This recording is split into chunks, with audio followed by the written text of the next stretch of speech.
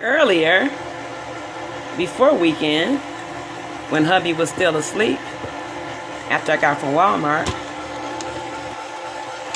I have recipes in my head so I know how much the quantity of eggs, butter, sugar. You don't put water in pound cakes. Eggs, butter, sugar to put in my Cadillac of Mixers KitchenAid. It does the work for you, ladies and men that like to bake. This is the spatula.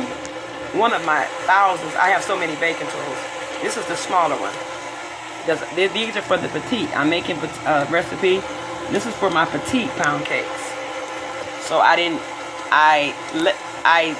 made the recipe less than what I would have did for a whole pound cake, because these are petites with my silicone pans that I don't have to use baker's magic or baking pan with flour to, grease the pans, as they say.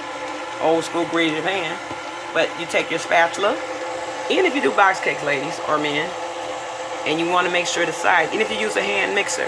But like I said before, and you will find from any baker, a KitchenAid mixer, or one with this kind of strength, a velocity, this strength that it has, is the best for buttercream homemade frosting, because it will tear your hand mixers literally apart.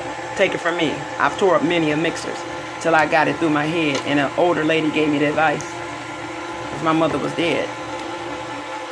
And I hate that I gave away her KitchenAid mixer, because she never explained that to me about the icing, the frosting. I just thought, oh, I can do the same thing with a hand. I can bake the cakes. I had the recipes in my head. I even have her book. When you bake, it's like she was taught by her grandmother, because she was the first grandchild of 12 children. Her grandmother gave her the recipes all from her head. It's like she didn't have no baking cup. She didn't have no spatula. She just knew in her head how much of this and that to make, or quantities for whatever she was trying to make. She didn't have decorating tools or wilting cake decorating tools and all that. They decorated with candies, stuff like that. But she knew how to make that frosting. And I'm not a racist, but a lot of the white folks would call her to their house during her grandmother during Christmas and Thanksgiving or special occasions, and call her to come cater their meals. And she got paid for that. And she had to do nothing dishonest. She made that. Her husband he built a schoolhouse for his daughters and taught his kids, his sons and daughters. He taught all his kids. He was well known in the community. This is no lie, right hand to God. And they all were productive citizens. But he was older than my grandmother, and he was a slave. And somebody snuck and taught him how to read.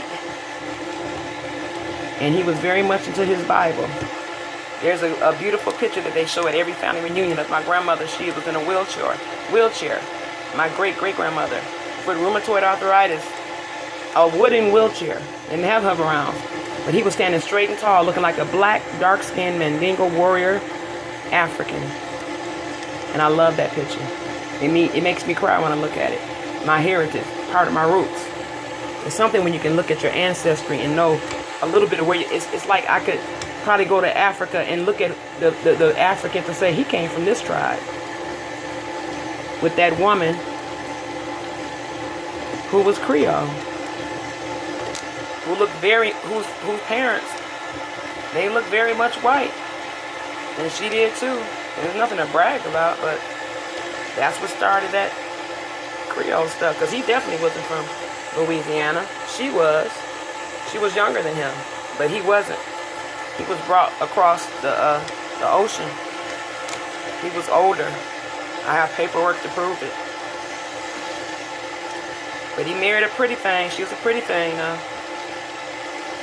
But I don't think he was looking at color. He was looking at the heart. But they had freed slaves by then. But he was born into slavery, yeah. He had to go through slavery for a little while. But somebody, when I do the research on his birth, somebody's